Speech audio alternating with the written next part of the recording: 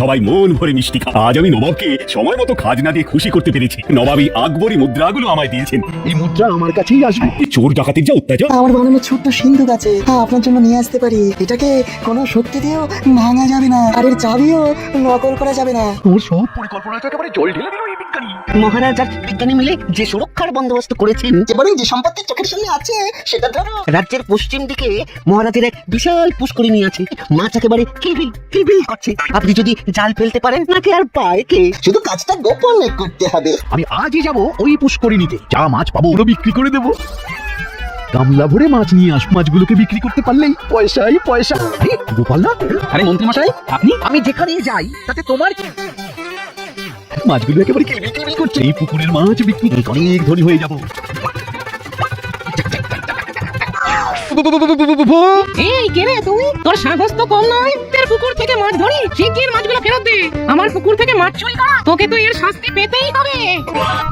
পড়ে যাবো তো, কোথায় নিয়ে যাচ্ছ আমাকে? ছেড়ে দে, দোকান একটা জঙ্গল। আমার পুকুরে চুরি করার এটাই শাস্তি। তোর রূপ ধরেই যাবো, একা যাবো, তাহলে তো বেশি বেশি করে খেতে পারবো রে। এ কি বলছে? হলে কি হবে? এই দূরে জঙ্গলে ছেড়ে দিলাম।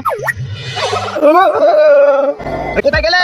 মাছ ধরতে যে গেলে, মাছ কোথায়? মাছ পাইনি গো। শুধু শুধু গেলে তাহলে? তুমি হাত মুখ ধুয়ে এসো, আমি ভাত বাড়ছি। এই মেয়ে মানুষটাকে মিষ্টি সুরে কথা বলে ধরে রাখতে হবে। তুমি যাও, গিয়ে শুয়ে পড়ো।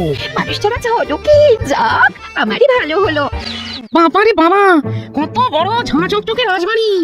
আজ আমার এখানে দুপুরবেলা তুমি খেয়ে যেও। শুধু গোপালকেই খেতে বলছেন, আমরা কি আপনার কাছে এতটাই পর? তোমার যা খাওয়া সে তো পাখিরা। একটা খাবারের প্রতিযোগিতা হবে নাকি? সে দেখাই যাবে কে হারে কে জেতে। এত মধুর সুরে কথা বলছেন কেন? বাপরে বাপ, কত খাবার।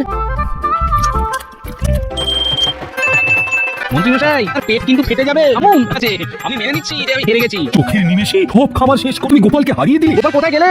মন্ত্রী মশাই, আপনি আমার বাড়িতে? তোমার জন্য মাছ নিয়ে এলাম। আজ আমি তোমাকে দয়া করছি, কিন্তু দুপুরবেলা রাজসভা থেকে যখন ফিরবো, এই গোপালের সাথে এসে খেয়ে যাবো। হ্যাঁ, আর মন্ত্রী মশাইয়ের হঠাৎ এমন পরিবর্তনই বা কেন? কোথায় গেলে?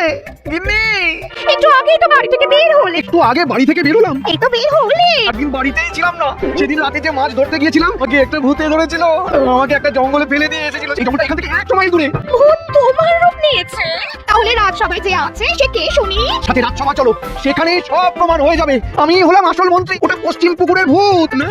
আমি আসল মন্ত্রী। গন্ডগোল আছে সেটা আমি আগেই বুঝতে পেরেছিলাম। কিভাবে এবার প্রমাণ হবে? বিজ্ঞানীর বানানো ছোট সিন্ধুকটা লাগবে।